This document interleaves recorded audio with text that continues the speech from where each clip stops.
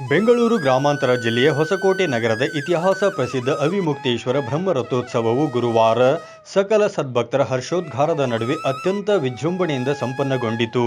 ಪೂರ್ವ ನಿಗದಿಯಂತೆ ಬ್ರಹ್ಮರಥೋತ್ಸವಕ್ಕೆ ಬೆಳಗ್ಗೆ 11:30 ಎಲ್ಲ ಧಾರ್ಮಿಕ ವಿಧಿವಿಧಾನಗಳನ್ನು ಪೂರೈಸಿದ ನಂತರ ಚಾಲನೆ ನೀಡಲಾಯಿತು.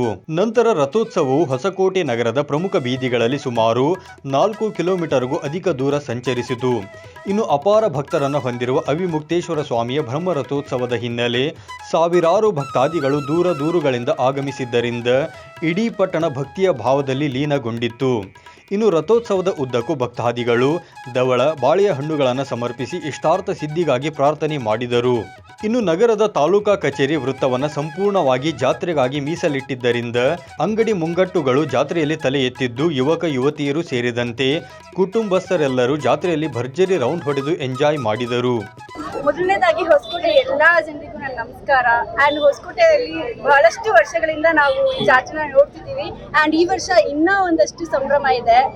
ನೋಡ್ಬೋದು, ಹೋದ ವರ್ಷ ನಾವು ನೋಡ್ದಂಗೆ ಅಷ್ಟು ಸಂಭ್ರಮ ಇರಲಿಲ್ಲ. ಆ್ಯಂಡ್ ಕೊರೋನಾ ಆದಮೇಲೆ ಒಂದಷ್ಟು ವಿಚಾರಗಳಿಂದ ಒಂದಷ್ಟು ಸಂಭ್ರಮ ಇರಲಿಲ್ಲ. ಬಟ್ ಈ ವರ್ಷ ಬಹಳ ಅದ್ದೂರಿಯಾಗಿ ಮಾಡ್ತಿದ್ದಾರೆ. ಆ್ಯಂಡ್ ಬ್ರಹ್ಮೋತ್ಸವ ಕರುಣೇಗೌಡ ಚೇತುವಣ್ಣ ಎಲ್ಲ ಸತಿ ಜನರಿಗೋಸ್ಕರ ಏನಾದ್ರು ಒಂದು ವಿಶೇಷವಾಗಿ ಮಾಡ್ತಾರೆ. ಈ ಬಾರಿ ಕೂಡ ವಿಶೇಷವಾಗಿ ಅನ್ನದಾನ ಅದೆಲ್ಲ ನಡೆಸ್ತಿದ್ದಾರೆ.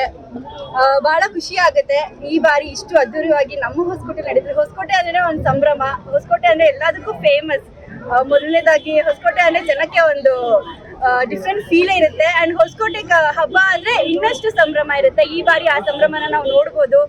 ಎಲ್ಲ ಹೊಸಕೋಟೆ ಜನರಿಗೂ ಕರಗ ಮಹೋತ್ಸವದ ಶುಭಾಶಯಗಳನ್ನ ಹೇಳ್ತಾ.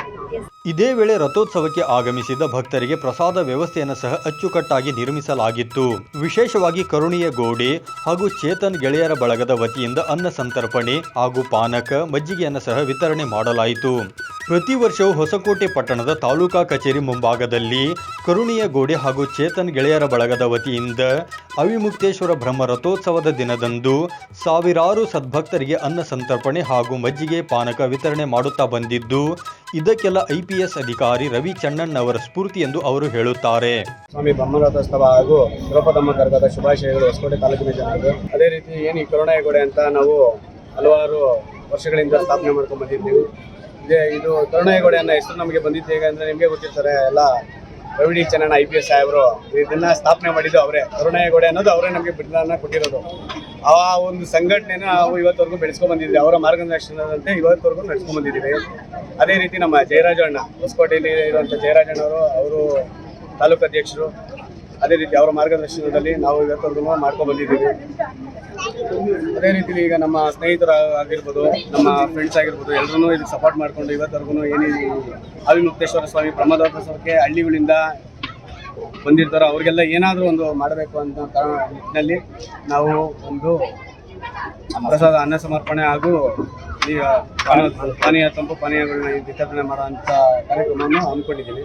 ಒಟ್ನಲ್ಲಿ ಸಿಲಿಕಾನ್ ಸಿಟಿ ಪಕ್ಕದ ಹೊಸಕೋಟೆಯಲ್ಲಿ ಗುರುವಾರ ಜಾತ್ರೆಯ ಸಂಭ್ರಮ ಮುಗಿಲು ಮುಟ್ಟುವಂತಾಗಿದ್ದು, ಈ ಸಂಭ್ರಮಕ್ಕೆ ಸಾವಿರಾರು ಸದ್ಭಕ್ತರು ಸಾಕ್ಷಿಯಾದರು. ಜೊತೆಗೆ ಬ್ರಹ್ಮ ರಥೋತ್ಸವದಲ್ಲಿ ಪಾಲ್ಗೊಂಡು ರಾತ್ರಿ ನಡೆಯಲಿರುವ ಕರಗ ಮಹೋತ್ಸವವನ್ನು ಕಣ್ತುಂಬಿಕೊಳ್ಳಲು ಎಲ್ಲರೂ ಕಾತುರದಿಂದ ಕಾಯುತ್ತಿರುವುದು ಕಂಡು ಬಂತು. Ramu 9 live news, Hosakote.